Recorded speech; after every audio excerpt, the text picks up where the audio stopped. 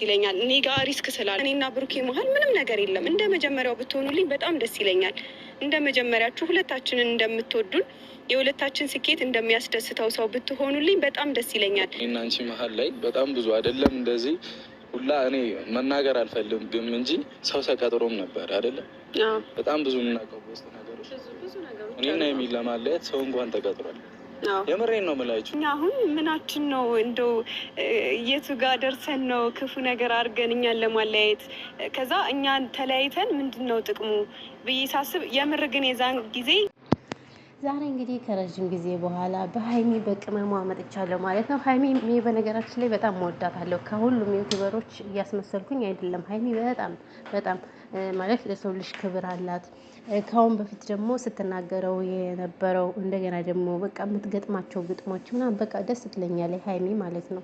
እና እንግዲህ ዛሬ ስለ ሀይሚዬ ስመጣ ያው በነገራችን ላይ ብሩክም በጣም ምርጥ ልጅ ነው። ሁለታቸውም ደስ ይላሉ። ደስ የሚሉ ጥንዶች ናቸው እና ያው መኪና ገዝተዋል ማለት ነው። በጣም ደስ ይላል። የሰው ልጅ ከሰራ እንደ ስኬታማ ይሆናል ማለት ነው። እንግዲህ መኪና በመግዛታቸውም ደስ ብሎናል። የሰው ደስታ መቼ የማያስደስተው የለም ሰይጣን ካልሆነ በስተቀር ማለት ነው። እና እንግዲህ ሀይሚ ትናንትና በጣም ብዙ ነገር ሆና ነበረ ማለት ነው። በእኔና በብሩክ አትግቡብን እያለች አንዳንድ ሰዎች ዝም ብለው የሰው ደስታ የማያስደስታቸው ነገር አለ። ምክንያቱም የሰው ልጅ ብር አይደለም፣ ሁሉም አይወደድም። በእርግጥ ለሁሉም መልስ መስጠት ተገቢ ነው ብዬ አላስብም። ነገር ግን እንግዲህ ሀይሚ ብሩክን ለምን ተናገራችሁብኝ ብላ በጣም አዝናኔ የተናገረችው ማለት ነው። ስለዚህ እናንተ ለምን እንደዚህ ታደርጋላችሁ? እኔ ጥያቄ ልጠይቃችሁ ማለት ነው። ማለት ይሄ ነገር ተገቢ ነው ብዬ አላስብም። ደስ የሚሉ ጥንዶች ናቸው።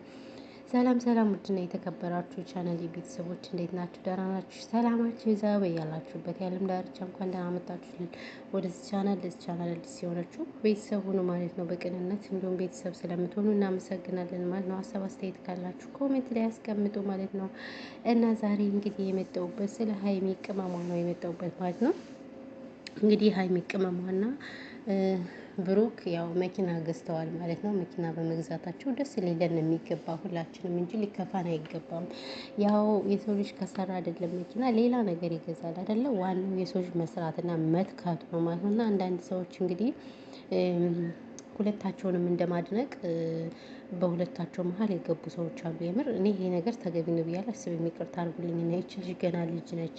ሀይሚ ማበረታታት ነው ያለባችሁ። እንዲሁም ብሩክም ቢሆን በጣም ምርጥ ልጅ ነው። በሱ እድሜ ያሉት በጫትና በሲጋራ ነው የምታዩቸው ተጠምደው። ነገር ግን እሱ ግን ጎበዝ ሆኖ ስራውን እየሰራ ስኬታማ ሆኗል። ስለዚህ እነዚህ ልጆች ደግሞ ሁለታቸውም አብረው እንዲሆኑ ነው የበኩላችሁን ድርሻ መወጣት ያለባችሁ እንጂ ሀይሚን አንተ ተጠቀምክባት ምናምን የምር በጣም ተሳፍራላችሁ። በጣም ነው የምታሳፍሩት እኔ አንዳንድ ሰዎች ማለት ነው። ስለዚህ እንግዲህ ሀይሚ ምንድን ነው ያለችው? በቃ እኔ የሰው ደስታ የማያስደስታችሁ ሰዎች በጣም ታሳዝኑኛላችሁ። ስለዚህ በእኔና በብሩኬ ለምንድን ነው የምትገቡ? በቃ ከቻላችሁ እንደ ድሮ ሁለታችንም ውደዱን። ካልቻላችሁ ግን በቃ ታውን። ምክንያቱም ብሩኬ ለእኔ ያጎደለብኝ ነገር የለም፣ እናንተ እንደምታስቡት አይደለም ምናምን። ስለዚህ ደግሞ በቻናሌ ደግሞ ልቀቂበት የምትሉኝ ሰዎች ለምንድን ነው? እኔ እኮ ቪዲዮ እየለቀኩኝ ነው፣ አንድ ቀን ለእኔ አንድ ቀን ለሱ ነው ምናምን ሁሉ ብላ ተናግራለች። በነገራችን ላይ ደርሳችሁም እንዴ ትገርማላችሁ። ልክ እሷ እንዳለችው አንድ ቀን በሱ ነው የሚለቀቅ፣ አንድ ቀን በሷ ነው የሚለቀቅ ማለት ነው። እና አንዳንዱ ቻናል ያው ለብዙ ሰዎች ተደራሽነት አይኖረውም። ይሄን ታውቃላችሁ። ስለዚህ ተደራሽነት አይኖረውም ማለት እናንተ ደግሞ የሆነ ኔጌቲቭ የሆነ ነገር ልትናገሩ አይገባችሁም አይደል እንዴ? ስለዚህ እንደዛ እያደረጉ ነው የሚሰሩት ማለት ነው፣ የምትከታተሏቸው ሰዎች ማለት ነው። እና እነዚህ ልጆች አንድ እንዲሆኑ ነው እንትን ማለት ያለባችሁ እንጂ እንደዚህ እነሱን የሚለያይ ምናምን ነገር መስራቱ እኔ ተገቢ ነው ብዬ አላስብም። የምሬን ነው የምላችሁ። በነገራችን ላይ እኔ ሀበሻ ግርም ይለኛል። ሀበሻ በቃ ተቸግረን ሲሄን ብቻ ነው እንትን እኛን ማለት ስለኛ ሀሳብ አስተያየት መስጠት የሚችለው እንጂ ትንሽ ቀና ካልን ይሆናል አይደለም። ሀቃቂር ማውጣቱ አይቀርምና ይቺ ልጅ እንግዲህ ምንም አይደለም። ስለዚህ አበረታቷት።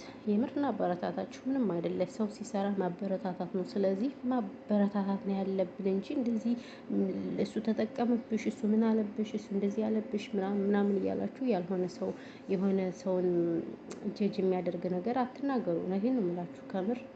እና ይሄን እላችኋለሁ ማለት ነው ማሮቼ፣ ፍቅሮቼ። በተረፈ ያው እንግዲህ ይሄን ነው ያለችው ሀይሚሻ።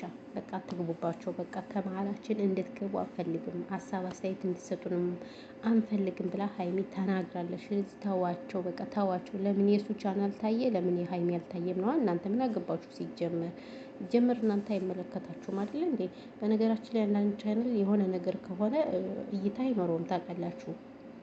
ስለዚህ ምናልባት ወይ የሆነ ጥፋት አጥፍታ ወይ ዋርኒንግ ሊኖርባት ይችላል ወይ ምናምን። ዋርኒንግ ካለበት ደግሞ ቻናሉ እይታ ላይ አይውልም። ይሄን ታውቃላችሁ። ሲቀጥል ደግሞ እናንተ አይመለከታችሁም። እውነቴን ነው የምላችሁ። እነዚህ ደስ የሚሉ ጥንዶች ናቸው እንዴ! እናንተ ምን አስባችሁ ነው ሄለንን እናንተናን አለያያችሁ? ደግሞ አሁን ደግሞ እንትናል ልታለያዩ የስራችሁን ያስጣችሁ ነው ማለት ነው።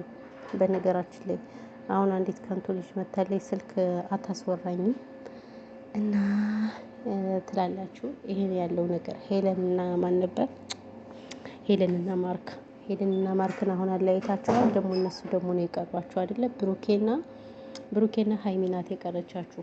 ለምን ያ እንትና ኤፍሬምም እንትን እያለ ነው። ኤፍሬምም እያለቃቀሰ ነው። ከዛች ከማንም ትባል ሚስቲያችን አልወዳትም፣ የገንዘብ ሰው ናት፣ ይቅርታ አድርጉልኝና ኤፍሬም የተንቢ ወንድም ማለት ነው። የእሱ ፍቅረኛ ግን እኔ ይቅርታ አድርጉልኝና ጥቅመኛ ናት፣ ከምር ጥቅመኛ። ስለዚህ እነሱን አይታችሁ እነ ሀይሚና ብሩክን ስታዩዋቸው በጣም የሚያስቀና ፍቅር ነው ያላቸው አይደል? የቤተሰብ እና ተዋቸው ነው የምለው። በተረፈ ይህን ይመስላል። ሰላማችሁ ብዙ ትርፍርፍ ይበልልኝ የኔ ምርጦች፣ ምርጦች። ለማንኛውም እንግዲህ ሴቱዬ እየጠራችኝ ስለሆነ ይህን ይመስላል ማለት ነው። በሌላ ጊዜ እስከምንገናኝ ድረስ ፈጣሪ ሀገራችን ኢትዮጵያን ሰላም ያደርግልን። ዘረኝነት፣ ጦርነት በቃ ይበለን ማለት ነው። እና ይሄ ነው ምላችሁ ትላላችሁ። አዎ ይሄ ነው ምላችሁ። ሌላ ምንም አደራችሁን ትላላችሁ።